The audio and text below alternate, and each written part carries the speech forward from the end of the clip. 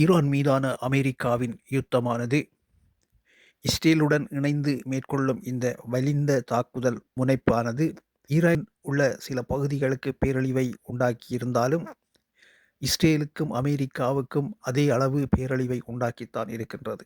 Iran தனது இராணுவ வலிமையை இந்த நாடுகளுக்கு எதிராக என்றோ ஒரு நாள் பிரயோகிக்க வேண்டி வரும் என்ற எதிர்வு கூறல் நோக்கில் தனது இராணுவ கட்டமைப்பை வலுப்படுத்தி வைத்திருந்தது என்று நாங்கள் கடந்த பதிவில் பார்த்திருந்தோம்.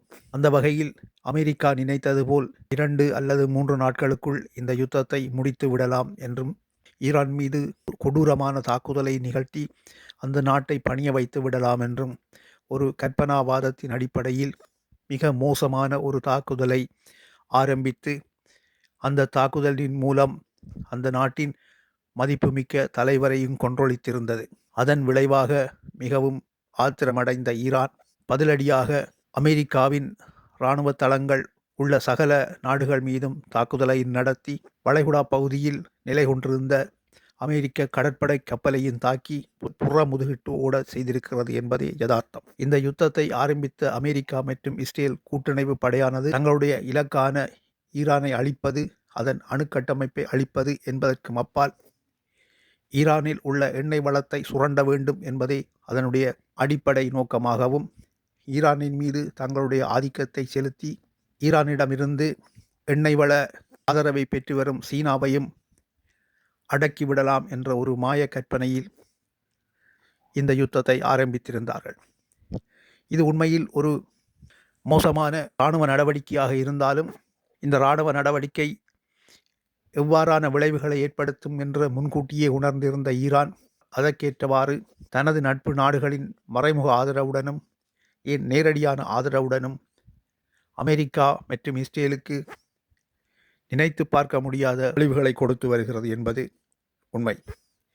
அதே நேரம் இஸ்ரேலும் அமெரிக்காவும் இணைந்து ஈரான் மீது பாரிய பேரழிவு ஆயுதங்களை பிரயோகித்து அந்த நாட்டை அழித்து வருகிறது என்பதும் உண்மை.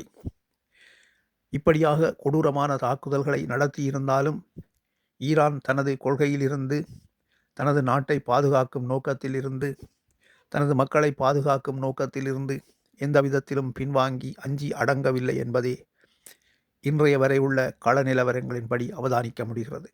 ஈரான் மீதான தங்களுடைய யுத்தத்திற்காக ஐரோப்பிய நாடுகளையும் இணைத்து விடலாம் என்றும், அமெரிக்காவுக்கு ஆதரவான வேறு சில நாடுகளையும் தொடர்ச்சியாக இணைத்து ஈரானை ஒரு வழி செய்துவிடலாம் என்றும் எதிர்கால திட்டமிடல் ஏதும் இல்லாமல் கற்பனையில் இந்த யுத்தத்தை ஆரம்பித்த அமெரிக்காவும் இஸ்ரேலும் இன்று பாரிய பின்னடைவுகளை சந்தித்து வருகிறது என்பது யதார்த்தமான கள நிலைவரமாக இருக்கிறது. பெர்மூஸ் நீரிணையை கடந்து செல்ல விடாமல் ஈரான் அனைத்து எண்ணெய் கப்பல்களையும் போக்குவரத்து கப்பல்களையும் மறைத்து அந்த பாதையின் மீது ஆதிக்கம் செலுத்தி வருகிறது. இதன் விளைவாக உலகில் உள்ள மற்ற நாடுகளின் பொருளாதார ஸ்திரத்தன்மையும் நிலைகுலைந்து போயுள்ளது என்பது உண்மை. இதை ஒரு சாட்டாக வைத்து அதனை திறப்பதற்கு ஐரோப்பிய நாடுகளும் மற்றும் பிற நாடுகளும் ஈரான் மீது போர் தொடுப்பதற்கு தங்களுடைய கடற்படைகளை அனுப்பி தங்களுக்கு ஆதரவு வழங்குங்கள் என்று அமெரிக்க அதிபர் வேண்டுகோள் விடுக்கும் அளவிற்கு ஈரானின் பதிலடிகள் மோசமாக இருக்கிறது என்பதே இங்கு புலனாகிறது. ஈரான் ஒரு இஸ்லாமிய கொள்கை உள்ள நாடு. அது தங்களுடைய மதத்தை முன்னிறுத்திய ஆட்சி முறையில் அந்த நாட்டை ஆண்டு வருகிறது. இது எவ்வாறாயினும் அவர்கள் தங்களுடைய நாட்டின் மீது உள்ள பற்றை அந்த மக்கள் மத்தியிலும் பரப்பி, அந்த மக்களும் அந்த நாட்டுக்கான ஒரு சிறந்த சேவையை வழங்குவதற்கு பெரும்பாலான மக்களும் தயாராக இருப்பதாகவே அங்கிருந்து வரும் செய்திகள் தெரிவிக்கின்றன. இதற்கிடையில் இஸ்ரேல் தனது உளவு அமைப்புகளின் மூலம் பல தாக்குதல்களை நடத்தி அந்த நாட்டின் உயர் தலைவர்களை கொன்று வருவதும் கண்கூடாக இருக்கிறது. ஈரானின் உயர் தளபதிகளை உள்ளே சென்று கொல்லும் அளவிற்கு இஸ்ரேலுடைய உளவு பிரிவும் மிகவும் நிபுணத்துவமாக இயங்கி வருவது என்பதும் மறப்பதற்கில்லை. எத்தனை உளவு தலைவர்களையும் ஈரானிய விஞ்ஞானிகளையும் கொலை செய்தாலும் அந்த நாடு நிலைகுலைந்து போகாமல் அடுத்த கட்டமைப்புடன் நிமிர்ந்து நின்று மிகவும் மோசமான எதிர்த்தாக்குதல் நடத்தி வருவது என்பதுதான் இங்கே அதிசயம். அது எவ்வாறு என்று சிந்திக்கும் போது அவர்களுடைய நிர்வாக கட்டமைப்பு இந்த நிகழ்வுகளை எல்லாம் எதிர்கொண்டதாக அமைக்கப்பட்டிருக்கிறது என்பதே புலப்படுகிறது. அந்த நாட்டின் அதிஉயர் தலைவர் கொல்லப்பட்டவுடன் அந்த நாடு சரணடைந்து விடும் என்ற ஒரு கற்பனையில்தான் அமெரிக்காவும் அந்த நாட்டின் அதிஉயர் தலைவரான அயதுல்லா அலி கொமைனியை குண்டு வீசி கொலை செய்திருந்தார்கள். அவரது மரணத்தின் பின்னர் அமெரிக்க அதிபர் வெளியிட்ட அறிக்கையின்படி இனி ஈரான் புதிய ஒரு பாதைக்குள் நுழைந்து ஆட்சியை செலுத்தும் என்றும் அது சமாதான பேச்சுக்கு முன்வரும் என்றும் அறிவித்திருந்தார். ஆனால் அடுத்த சில நாட்களிலேயே நிலைமை தலைகீழாக மாறியது. அமெரிக்காவே அந்த பிராந்தியத்தை விட்டு தப்பியோடும் அளவிற்கு ஈரானுடைய தாக்குதல் மிக மோசமாக இருந்தது. இன்று வரை கூட அமெரிக்கா அந்த பிராந்தியத்தில் ஸ்திரமாக நிலை கொள்ள முடியாமல் தான் தவிக்கிறது என்பது வெளிப்படையாக தெரிகிறது. அமெரிக்க வீரர்கள் தங்களுடைய தளங்களை விட்டு ஆடம்பர விடுதிகளில் தங்கியிருக்கிறார்கள். தலைமறைவாக வீடுகளுக்குள் பிற இடங்களிலும் தங்கியிருந்து தங்களுடைய நடவடிக்கைகளை செய்கிறார்கள்.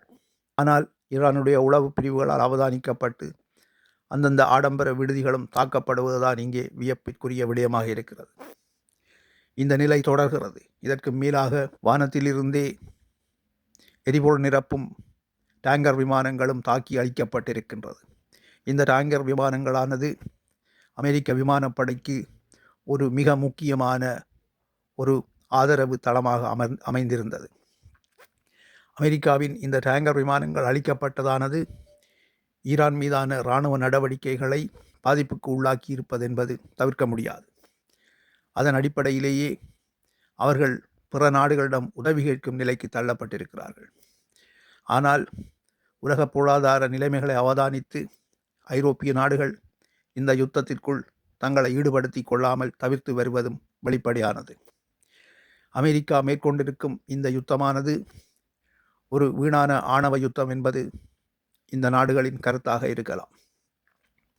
ஒரு நாடு தனது கொள்கையின் அடிப்படையில் தனது ஆட்சியை நடாத்துவதற்கு அந்த நாட்டிற்கு உரிமை இருக்கிறது.